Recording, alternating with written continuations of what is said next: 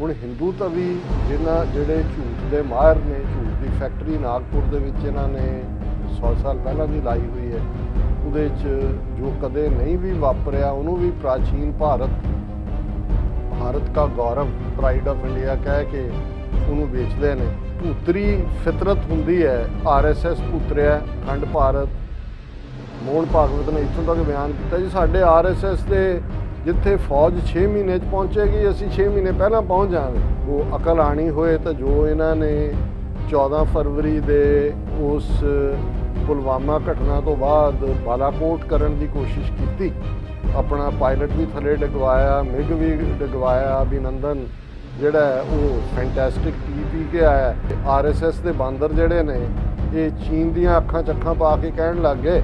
ਔਰ ਜਦੋਂ ਕਸ਼ਮੀਰ ਦਾ ਸਟੇਟਸ ਖਤਮ ਕੀਤਾ 5 ਅਗਸਤ 2019 ਨੂੰ, ਅਮਿਤ ਸ਼ਾਹ ਪਾਰਲੀਮੈਂਟ 'ਚ ਖਲੋ ਕੇ ਕਹਿੰਦਾ ਕਿ ਜੀ ਅਸੀਂ ਉਹ ਪਤਾ ਨਹੀਂ 32,000 ਕੇ ਕਿੰਨੀ ਸਕੁਅਰ ਮਾਈਲ ਟੈਰੀਟਰੀ ਜਿਹੜੀ ਲਦਾਖ ਦੀ ਉਹ ਵੀ ਅਸੀਂ ਚੀਨ ਤੋਂ ਲੈਣੀ ਹੈ, ਅਸੀਂ ਆਜ਼ਾਦ ਕਸ਼ਮੀਰ ਵੀ ਲੈਣਾ ਹੈ, ਅਸੀਂ ਗਿਲਗਿਤ ਬਲਸਤਾਨ ਵੀ ਆਜ਼ਾਦ ਕਰਵਾਉਣਾ। ਕਿ ਇਹਨਾਂ ਦੇ ਚਾਂਬੜਪਣੇ ਨੇ ਜਾਂ ਫਤੂਰ ਨੇ ਇਹਨਾਂ ਨੂੰ ਮਰਵਾਇਆ। ਜਿਹੜਾ ਕਿ ਖੁਦ ਫੌਜ ਦਾ ਕਮਾਂਡਰ ਹੈ ਉਹਨੇ ਉਸੇ ਹੀ ਫਰੰਟ ਤੇ ਜਾ ਕੇ ਕਿਹਾ ਕਿ ਜੀ ਇਹ ਅਸੀਂ ਜਿਹੜਾ ਹੈ ਉਹ ਕੋਈ ਸਾਡੀ ਟੈਰੀਟਰੀ ਨਹੀਂ ਲਈ, ਅਸੀਂ ਆਪਣੀਆਂ ਅੱਖਾਂ ਦਿਖਾਈਆਂ। ਕਿੰਨੇ ਹਜ਼ਾਰ ਸਕੁਅਰ ਕਿਲੋਮੀਟਰ, ਕਿਉਂਕਿ ਇਹ ਤਾਂ ਸੱਚ ਬੋਲਦੇ ਹੀ ਨਹੀਂ ਹੈ, ਪਰ ਜਿਨ੍ਹਾਂ ਨੇ ਅੰਦਾਜ਼ਾ ਲਗਾਇਆ ਇਹ ਕਈ ਹਜ਼ਾਰ ਸਕੁਅਰ ਕਿਲੋਮੀਟਰ ਥਾਂ ਭਾਰਤ ਨੇ ਗਵਾਈ। ਤਾਂ ਇਹ ਆਪ ਹੀ ਚਾਂਬੜ ਕੇ ਉਹਨਾਂ ਦੇ ਗਲ ਪਏ ਤੇ ਜੁੱਤੀਆਂ ਖਾ ਕੇ ਮੁੜੇ। ਹੁਣ ਜ਼ਾਹਰ ਹੈ ਕਿ ਵੀ ਉਹਨਾਂ ਨੂੰ ਲੜਨ ਦੀ ਲੋੜ ਨਹੀਂ ਹੈ, ਉਹ ਤਾਂ ਜਦੋਂ ਮਰਜ਼ੀ ਇਹਨਾਂ ਨੂੰ ਬਿਲਕੁਲ ਕੰਧ 'ਚ ਟੱਕਰਾਂ ਮਾਰਨਗੇ। ਸੋ ਵੀਅਰਸ, ਹੁਣ ਆਪਾਂ ਗੱਲਬਾਤ ਕਰਨ ਜਾ ਰਹੇ ਹਾਂ ਭਾਰਤ ਤੇ ਚੀਨ ਦੇ ਹਵਾਲੇ ਨਾਲ ਕਿ ਅੱਜ ਭਾਰਤ ਤੇ ਚੀਨ ਦੇ ਫੌਜੀਆਂ ਵਿਚਕਾਰ ਗਲਵਾਨ ਵੈਲੀ ਵਿੱਚ ਹੋਏ ਟਕਰਾਅ ਦੀ ਪਹਿਲੀ ਸਾਲਗਿਰਾ ਹੈ। ਸੋ ਇਸ ਕਲੈਸ਼ ਵਿੱਚ 20 ਭਾਰਤੀ ਫੌਜੀ ਮਾਰੇ ਗਏ ਸਨ। ਚੀਨ ਅੱਜ ਵੀ ਭਾਰਤ ਦੀ ਹਜ਼ਾਰਾਂ ਕਿਲੋਮੀਟਰ ਧਰਤੀ ਨੂੰ ਮੱਲੀ ਬੈਠਾ ਹੈ। ਸੋ ਸਿਆਣਿਆਂ ਵੱਲੋਂ ਇਹ ਕਿਹਾ ਜਾ ਰਿਹਾ ਹੈ ਕਿ ਮੋਦੀ ਸਰਕਾਰ ਦੇ ਜੰਗੀ ਫਤੂਰ ਨੇ ਚੀਨ ਦੇ ਗਲ ਪੈ ਕੇ ਆਪਣੇ 20 ਫੌਜੀ ਭੰਗ ਦੇ ਪਹਾੜੇ ਗਵਾਏ ਅਤੇ ਹਜ਼ਾਰਾਂ ਮੀਲ ਧਰਤੀ ਵੀ ਚੀਨ ਦੇ ਹਵਾਲੇ ਕੀਤੀ। ਸੋ ਇਸ ਬਾਰੇ ਆਪਾਂ ਵਿਚਾਰ ਚਰਚਾ ਕਰਨ ਜਾ ਰਹੇ ਹਾਂ। ਸੋ ਅਸੀਂ ਚਾਹਾਂਗੇ ਕਿ ਤੁਸੀਂ ਨਾਲ ਇਸੇ ਤਰ੍ਹਾਂ ਹੀ ਜੁੜੇ ਰਹਿਣਾ। ਦੇਖਣ ਸੁਣਨੇ ਵਾਲੇ ਲਈ ਤੁਹਾਡਾ ਸਭ ਦਾ ਬਹੁਤ ਬਹੁਤ ਸ਼ੁਕਰੀਆ ਜੀ। ਰਾਜ ਸਾਹਿਬ ਕੀ ਕਹਿਣਾ ਚਾਹੋਗੇ ਇਸ ਮੁੱਦੇ ਬਾਰੇ? ਦੇਖੋ, ਅੱਜ ਗਲਵਾਨ ਵੈਲੀ 'ਚ ਮਾਰੇ ਗਏ ਭਾਰਤ ਦੇ 20 ਫੌਜੀਆਂ ਦੀ ਯਾਦ ਦੇ ਵਿੱਚ ਭਾਰਤੀ ਫੌਜ ਨੇ ਇੱਕ ਬੜਾ 5 ਮਿੰਟ ਦਾ ਉਹਨਾਂ ਨੂੰ ਹੀਰੋ ਬਣਾਉਂਦੇ ਆ ਵੀਡੀਓ ਵੀ ਰਿਲੀਜ਼ ਕੀਤਾ ਹੈ। ਉਹਨਾਂ ਦੀ ਯਾਦ ਦੇ ਵਿੱਚ ਇੱਕ ਮੈਮੋਰੀਅਲ ਵੀ ਬਣਾਇਆ ਹੈ ਈਸਟਰਨ ਬਾਰਡਰ ਦੇ ਉੱਤੇ। ਔਰ ਭਾਰਤੀ ਮੀਡੀਆ 'ਚ ਵੀ ਫੌਜੀਆਂ ਦੀ ਬਹਾਦਰੀ, ਕੁਰਬਾਨੀ, ਇੱਧਰ ਉੱਧਰ ਦੀਆਂ ਬਹੁਤ ਸਾਰੀਆਂ ਚਰਚਾਵਾਂ ਨੇ। ਅੱਛਾ, ਕੋਈ ਵੀ ਮਾਰਿਆ ਕਿਤੇ ਵੀ ਜਾਂਦਾ ਹੈ, ਫੌਜੀ ਵੀ ਕਿਸੇ ਮਾਂ ਦੇ ਪੁੱਤਰ ਨੇ, ਕਿਸੇ ਵੀ ਧੀਆਂ ਜਿਹੜੀਆਂ ਨੇ ਉਹਨਾਂ ਦੇ ਕਈਆਂ ਦੇ ਪਤੀ ਨੇ, ਕਈਆਂ ਦੇ ਵੀਰ ਨੇ। ਸੋ ਉਹਦਾ ਕੋਈ ਇਹ ਰੀਜੋਇਸਿੰਗ ਨਹੀਂ ਹੈ ਕਿ ਤੁਸੀਂ ਕਿਸੇ ਦੀ ਮੌਤ ਦੇ ਉੱਤੇ ਖੁਸ਼ੀ ਮਨਾਓ। ਪਰ ਦੂਸਰੇ ਪਾਸੇ ਇੱਕ ਕਹਾਣੀ ਮੇਰੇ ਦਿਮਾਗ ਦੇ ਵਿੱਚ ਘੁੰਮ ਰਹੀ ਹੈ ਕਿ ਵੀ ਕਿਵੇਂ ਜਦੋਂ ਗਿੱਦੜ ਚਾਂਬਲਿਆ ਹੋਇਆ, ਜੰਗਲ ਦੇ ਜਾਨਵਰਾਂ ਦਾ ਚੰਬਲਾਇਆ ਹੋਇਆ ਸ਼ੇਰ ਨੂੰ ਵੰਗਾਰਦਾ ਔਰ ਅੱਖਾਂ ਲਾਲ ਕਰਨ ਦਾ ਫਾਰਮੂਲਾ ਉਹਨੂੰ ਦੱਸਿਆ ਜਾਂਦਾ ਤੇ ਸ਼ੇਰ ਪਹਿਲੇ ਝਪਟੇ ਨਾਲ ਉਹਨੂੰ ਥੱਲੇ ਸੁੱਟ ਲੈਂਦਾ ਤੇ ਉਹ ਕਹਿੰਦਾ ਵੀ ਮੈਨੂੰ ਤਾਂ ਬੱਗੀ ਅੱਖੀ ਮਰਵਾ ਦਿੱਤਾ। ਹੁਣ ਜਦੋਂ ਤੁਸੀਂ ਫਤੂਰ ਲਫ਼ਜ਼ ਕਿਹਾ ਹੈ, ਅਮਰੀਕਾ ਦੇ ਵਿੱਚ ਇਹਨੂੰ ਗੰਗ ਹੋ ਵੀ ਕਹਿੰਦੇ ਨੇ ਕਿ ਗੰਗ ਹੋ ਮੋਦੀ ਜਾਂ ਗੰਗ ਹੋ ਇੰਡੀਆ, ਤੇ ਜਿੰਗੋਇਜ਼ਮ ਜ਼ਾਹਰ ਹੈ ਕਿ ਫਤੂਰ ਇਸ ਦਾ ਸਭ ਤੋਂ ਕਲੋਜ਼ ਲਫ਼ਜ਼ ਬਣਦਾ। ਹੁਣ ਹਿੰਦੂ ਤਾਂ ਵੀ ਜਿਹੜੇ ਝੂਠ ਦੇ ਮਾਹਿਰ ਨੇ, ਝੂਠ ਦੀ ਫੈਕਟਰੀ ਨਾਗਪੁਰ ਦੇ ਵਿੱਚ ਇਹਨਾਂ ਨੇ 100 ਸਾਲ ਪਹਿਲਾਂ ਦੀ ਲਾਈ ਹੋਈ ਹੈ। ਉਹਦੇ 'ਚ ਜੋ ਕਦੇ ਨਹੀਂ ਵੀ ਵਾਪਰਿਆ ਉਹਨੂੰ ਵੀ ਪ੍ਰਾਚੀਨ ਭਾਰਤ ਕਾ ਗੌਰਵ, ਪ੍ਰਾਈਡ ਆਫ ਇੰਡੀਆ ਕਹਿ ਕੇ ਉਹਨੂੰ ਵੇਚਦੇ ਨੇ। ਔਰ ਤੁਸੀਂ ਜੇ ਦੇਖਿਆ ਹੋਏ ਇਹਨਾਂ 6-7 ਸਾਲਾਂ 'ਚ ਹੁਣ ਜਿਹੜੇ ਗਰੀਬ ਲੋਕ ਨੇ ਭਾਰਤ 'ਚ ਉਹਨਾਂ ਨੂੰ ਪਾਥੀਆਂ ਬਣਾਉਣ ਲਈ ਗੋਹਾ ਨਹੀਂ ਮਿਲਦਾ ਜਾਂ ਗਊ ਮੂਤਰ ਨਹੀਂ ਹੈ, ਉਹ ਸਭ ਸ਼ੀਸ਼ਿਆਂ 'ਚ ਪੈਕ ਕਰ ਕਰਕੇ ਐਮਾਜ਼ੋਨ ਤੱਕ ਗਊ ਮੂਤਰ ਔਰ ਗੋਹਾ ਉਹਨਾਂ ਨੇ ਵੇਚ ਦਿੱਤਾ ਭਾਰਤ ਦਾ।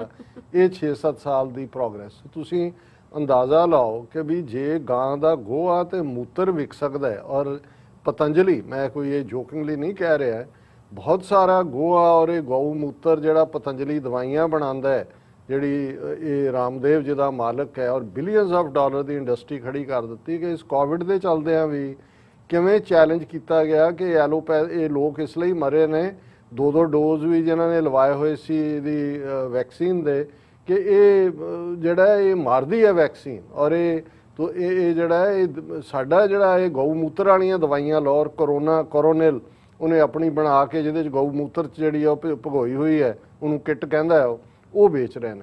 ਹੁਣ ਇਸ ਸਾਰੇ ਤੋਂ ਤੁਸੀਂ ਅੰਦਾਜ਼ਾ ਲਾ ਸਕਦੇ ਹੋ ਕਿ ਇੱਕ ਹੁੰਦਾ ਹੈ ਕਿਸੇ ਨੂੰ ਭਰਮਾਉਣ ਲਈ, ਫਸਾਉਣ ਲਈ ਝੂਠ ਬੋਲਣਾ, ਬਹੁਤ ਉੱਚੀ ਬੋਲਣਾ, ਫਿਰ ਉਹਨੂੰ ਬਾਰ-ਬਾਰ ਰਿਪੀਟ ਕਰਨਾ, ਉਹ ਤਾਂ ਆਰਟੀਫਿਸ਼ੀਅਲ ਜਾਂ ਮੈਨੂਫੈਕਚਰ ਹੋ ਗਿਆ ਓਪੀਨੀਅਨ। ਪਰ ਉਹਦਾ ਫਲਿੱਪ ਸਾਈਡ ਇਹ ਹੁੰਦੀ ਹੈ ਕਿ ਉਸ ਝੂਠ ਤੇ ਤੁਸੀਂ ਫਿਰ ਖੁਦ ਵੀ ਯਕੀਨ ਕਰਨ ਲੱਗ ਜਾਂਦੇ, ਤੁਹਾਨੂੰ ਲੱਗਦਾ ਵੀ ਇਹ ਵਾਕਿਆ ਹੀ ਸੱਚ ਹੈ। ਜਿਵੇਂ ਕੋਈ ਬਾਬੇ ਬਣਦੇ ਨੇ ਜਾਲੀ ਜਿਹੇ ਫਰਾਡੀਏ, ਤੇ ਕਦੇ ਉਹਨਾਂ ਨੂੰ ਲੱਗਣ ਲੱਗ ਜਾਂਦਾ ਵੀ ਲੋਕ ਵੀ ਕਹਿਣਗੇ ਵਾਹ ਵਾਹ ਬਾਬਾ ਜੀ ਤੁਸੀਂ ਹੱਥ ਰੱਖਿਆ ਸਾਡੇ ਸਿਰ ਤੇ, ਆਹ ਹੋ ਗਿਆ ਉਹ ਹੋ ਗਿਆ। ਉਹਨਾਂ ਨੂੰ ਵੀ ਲੱਗਣ ਲੱਗ ਜਾਂਦਾ ਵੀ ਅਸੀਂ ਵਾਕਿਆ ਹੀ ਸਾਡੇ 'ਚ ਮਿਰੈਕਲ ਆ ਗਈ ਹੈ, ਸਾਡੇ 'ਚ ਕਰਾਮਾਤ ਕਰਨ ਦੀ ਤਾਕਤ ਹੈ। ਹੁਣ ਇਵੇਂ ਹੀ ਜਿਹੜੀ ਭੂਤਰੀ ਫਿਤਰਤ ਹੁੰਦੀ ਹੈ, RSS ਭੂਤਰਿਆ ਅਖੰਡ ਭਾਰਤ, ਮੋਹਨ ਭਾਗਵਤ ਨੇ ਇੱਥੋਂ ਤੱਕ ਬਿਆਨ ਕੀਤਾ ਜੀ ਸਾਡੇ RSS ਦੇ ਜਿੱਥੇ ਫੌਜ 6 ਮਹੀਨੇ 'ਚ ਪਹੁੰਚੇਗੀ, ਅਸੀਂ 6 ਮਹੀਨੇ ਪਹਿਲਾਂ ਪਹੁੰਚ ਜਾਵਾਂਗੇ।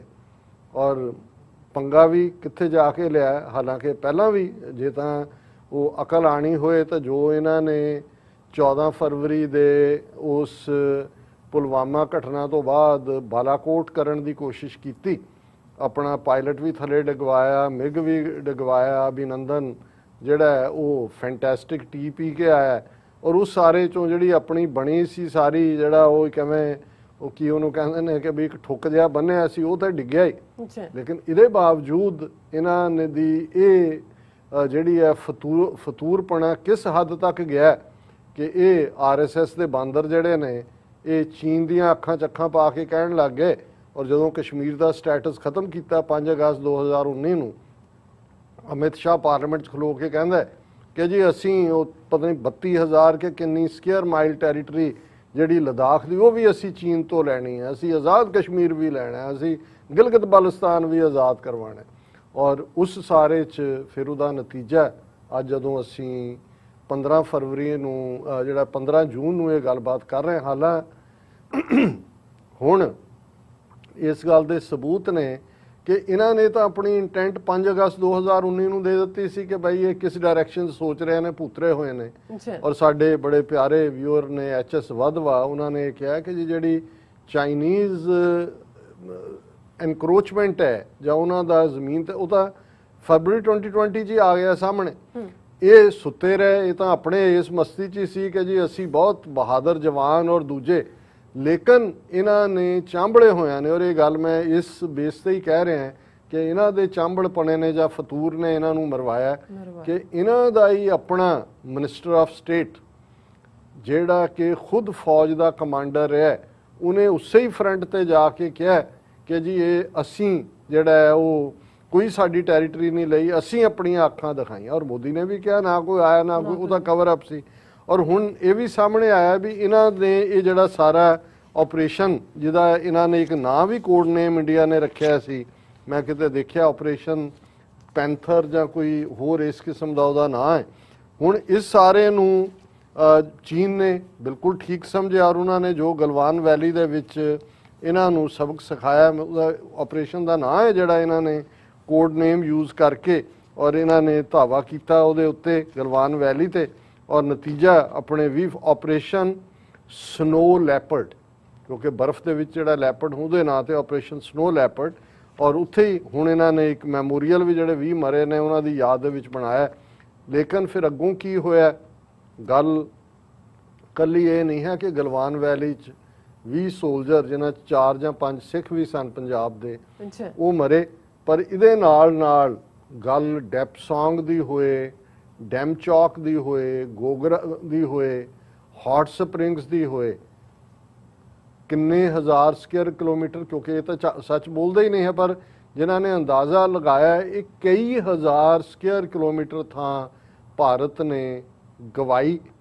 ਔਰ ਉਸ ਤੋਂ ਬਾਅਦ ਚਾਈਨਾ ਬਰਾਬਰ ਉਹਨਾਂ ਨੇ ਆਪਣੇ ਉਹ ਸਾਰੇ ਹੀ ਜਿਹੜੀਆਂ ਉਹਨਾਂ ਦੀਆਂ ਫਰੰਟ ਪੋਸਟ ਨੇ, 50,000 ਤੋਂ ਜ਼ਿਆਦਾ ਉਹਨਾਂ ਦੇ ਸੋਲਜਰ ਨੇ ਉੱਥੇ, ਉਹਨਾਂ ਨੇ ਪੱਕੇ ਕੰਟੋਨਮੈਂਟ ਬਣਾ ਲਏ, ਉਹਨਾਂ ਦੇ ਵਿੱਚ ਜਿਹੜੀ ਟਰਾਂਸਪੋਰਟੇਸ਼ਨ ਔਰ ਦੂਸਰੀਆਂ ਸਾਰੀਆਂ ਸਹੂਲਤਾਂ ਕ੍ਰੀਏਟ ਕੀਤੀਆਂ।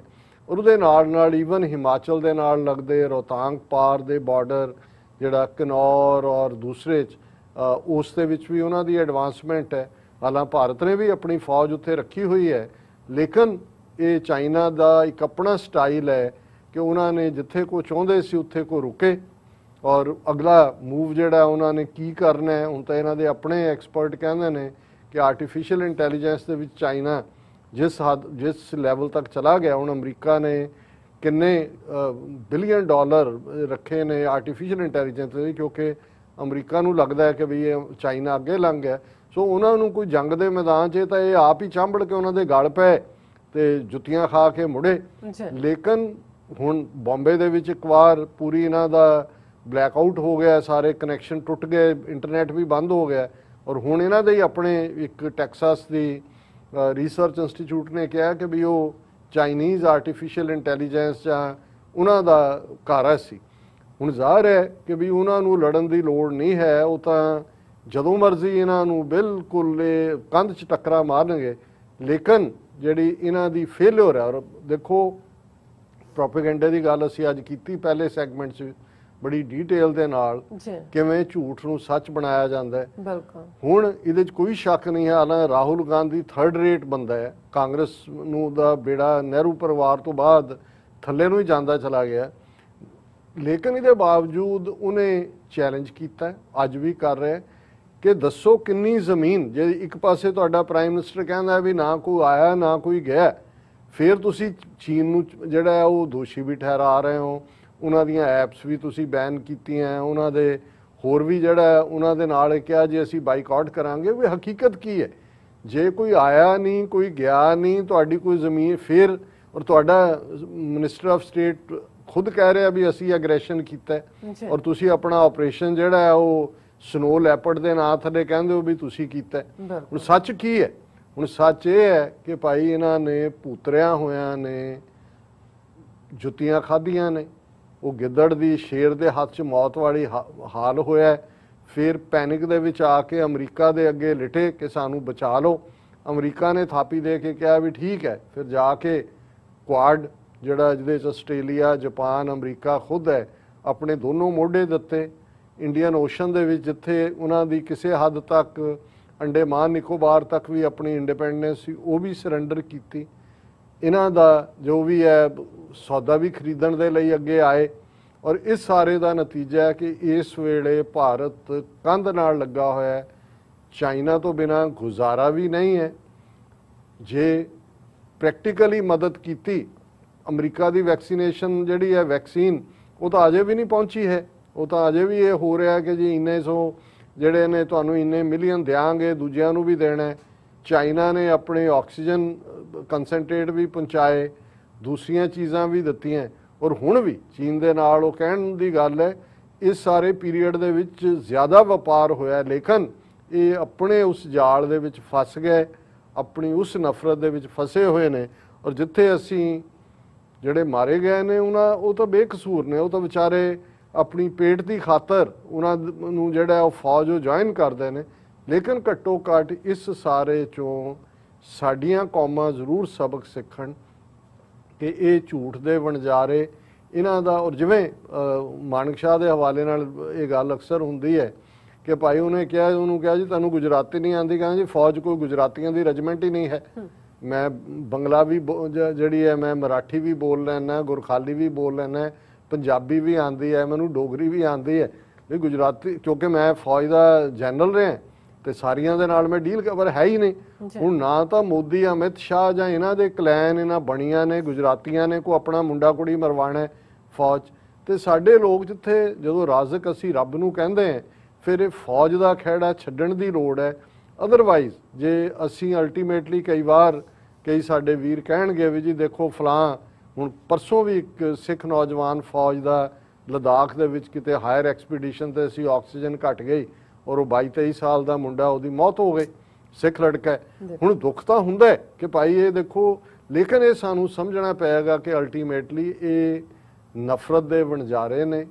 ਇਹਨਾਂ ਦੇ ਨਾਮ ਮਗਰ ਲੱਗੀਏ, ਅਸੀਂ ਇਸ ਗੱਲ ਦੇ ਉੱਤੇ ਆਈਏ ਕਿ ਭਾਈ ਇਹੀ ਫੌਜਾਂ ਜਿਹਦੇ 20 ਜਵਾਨ ਮਾਰੇ ਜਾਂਦੇ ਨੇ, ਇਹੀ ਫੌਜ ਅੱਜ ਤੋਂ 37 ਸਾਲ ਪਹਿਲਾਂ ਜੂਨ ਦੇ ਮਹੀਨੇ 'ਚ ਪਹਿਲੇ ਹਫ਼ਤੇ 'ਚ ਸਾਡੇ ਸਭ ਤੋਂ ਮੁਕੱਦਸ ਦਰਬਾਰ ਦੇ ਉੱਤੇ ਟੈਂਕਾਂ ਤੋਪਾਂ ਨਾਲ ਹਮਲਾਵਰ ਸੀ। ਜੀ ਔਰ ਉਦੋਂ ਅਸੀਂ ਇਹ ਕ੍ਰੈਡਿਟ ਵੀ ਦਿੰਦੇ ਆ ਉਹਨਾਂ ਧਰਮੀ ਫੌਜੀਆਂ ਨੂੰ, 10,000 ਦੇ ਕਰੀਬ ਸਿੱਖ ਸੋਲਜਰ, ਜਿਨ੍ਹਾਂ 'ਚ ਸਭ ਤੋਂ ਜ਼ਿਆਦਾ ਰਾਮਗੜ੍ਹ ਤੋਂ ਸੀ, ਬਿਹਾਰ ਤੋਂ, ਜਿਹੜੇ ਸਿੱਖ ਰੈਜੀਮੈਂਟਲ ਸੈਂਟਰ 'ਚੋਂ ਨਿਕਲੇ, ਬਗਾਵਤ ਕੀਤੀ, ਪੂਨੇ ਤੋਂ, ਪੁੰਛ ਤੋਂ, ਜੰਮੂ ਤੋਂ, ਗੰਗਾਨਗਰ ਤੋਂ, ਕੁਛ ਨਾਰਥ ਈਸਟ 'ਚੋਂ ਵੀ। ਸੋ ਉਹਨਾਂ ਧਰਮੀ ਫੌਜੀਆਂ ਨੇ ਜਿਹੜੇ ਕਈ ਰਿਟਾਇਰਮੈਂਟ ਦੇ ਨੇੜੇ ਤੇੜੇ ਬੈਠੇ ਸੀ, ਉਹਨਾਂ ਨੇ ਵੀ ਦੇਖਿਆ ਕਿ ਵੀ ਨਹੀਂ, ਇਹ ਫੌਜ ਤਾਂ ਸਾਡੇ ਗੁਰੂ ਘਰ ਤੇ ਹੀ ਹਮਲਾਵਰ ਹੈ, ਸੋ ਅਸੀਂ ਕਿਉਂ ਉਸ ਫੌਜ 'ਚ ਸਰਵ ਕਰਦੇ ਹਾਂ। ਇਹ ਮੈਸੇਜ ਸਾਡੀ ਕੌਮ ਨੂੰ ਜ਼ਰੂਰ ਆਪਣੇ ਬੱਚਿਆਂ ਨੂੰ ਜਿਹੜਾ ਹੈ ਉਹ ਸਮਝਾਉਣਾ ਹੋਏਗਾ ਕਿ ਹੋਰ ਬਹੁਤ ਸਾਰੇ ਰਾਹ ਨੇ, ਰਿਜ਼ਕ ਦੇਣ ਵਾਲਾ ਰੱਬ ਹੈ, ਇਹਨਾਂ ਦੇ ਲਈ ਆਪਣੀਆਂ ਜਾਨਾਂ ਨਾ ਗਵਾਓ। ਇਹਨਾਂ ਦੀ ਕਿਸੇ ਨਾਲ ਕੋਈ ਹਮਦਰਦੀ ਨਹੀਂ ਹੈ, ਇਹ ਪੈਸੇ ਦੇ ਭੁੱਖੇ, ਇਹਨਾਂ ਦੇ ਸਾਰੇ ਗੁਜਰਾਤੀ, ਲਲਿਤ ਮੋਤੀ, ਨੀਰਵ ਮੋਦੀ, ਕੌਣ ਲੁੱਟ ਕੇ ਉੱਥੋਂ ਦੌੜ ਰਹੇ ਨੇ, ਔਰ ਇਹਨਾਂ ਤੋਂ ਖਹਿੜਾ ਛਡਾਓ। ਅਲਟੀਮੇਟਲੀ ਦਰਿਆਏ ਜਮਨਾ ਤੋਂ ਵਾਘਾ ਤੱਕ ਇੰਡੀਪੈਂਡੈਂਟ ਸੋਵਰਨ ਨੇਸ਼ਨ ਖਾਲਿਸਤਾਨ, ਇਹੀ ਸਾਡੇ ਮਸਲੇ ਦਾ ਹੱਲ ਹੈ। ਇਹ ਗੱਲ ਸਾਨੂੰ ਅੱਜ ਸਮਝ ਆ ਜਾਏ, ਹੋਰ 10 ਸਾਲ ਖੁਆਰ ਹੋ ਕੇ ਆਏ ਜਾਂ ਉਸ ਤੋਂ ਮਗਰੋਂ ਆਏ, ਇਹ ਫਿਰ ਇਹੀ ਹੋਏਗਾ ਕਿ ਭਾਈ ਚਿੜੀਆਂ ਚੁੱਗ ਗਈ ਖੇਤ, ਇਹੀ ਬਰਬਾਦੀ, ਇਹੀ ਤਬਾਹੀ ਜਿਹੜੀ ਹੈ ਉਹ ਪਛਤਾਵਾ ਹੀ ਰਹੇਗਾ। ਤੇ ਜਿੰਨੀ ਜਲਦੀ ਸਮਝਾਂਗੇ ਉਨੀ ਜਲਦੀ ਕੌਮ ਦੁਨੀਆ ਦੇ ਨਕਸ਼ੇ ਦੇ ਉੱਤੇ ਆਪਣਾ ਇੱਕ ਅਲੱਗ ਮੁਲਕ ਲੈ ਕੇ, ਜਿਹਨੂੰ ਕਦੇ ਚਰਚਲ ਨੇ ਕਿਹਾ ਸੀ, so that Sikh should be able to walk on the current of history with the feet of their own, ਆਪਣੇ ਪੈਰਾਂ ਤੇ ਤੁਰ ਸਕੀਏ। ਜੀ ਰਾਜ ਸਾਹਿਬ, ਤੁਹਾਡਾ ਬਹੁਤ ਬਹੁਤ ਸ਼ੁਕਰੀਆ। ਸੋ ਥਲੇ ਨੇ ਬ੍ਰੇਕ, ਵਿਊਅਰਸ ਤੁਸੀਂ ਕਿਤੇ ਨਹੀਂ ਜਾਣਾ, ਮਿਲਦੇ ਹਾਂ ਆਫਟਰ ਦਿਸ ਸ਼ਾਰਟ ਬ੍ਰੇਕ।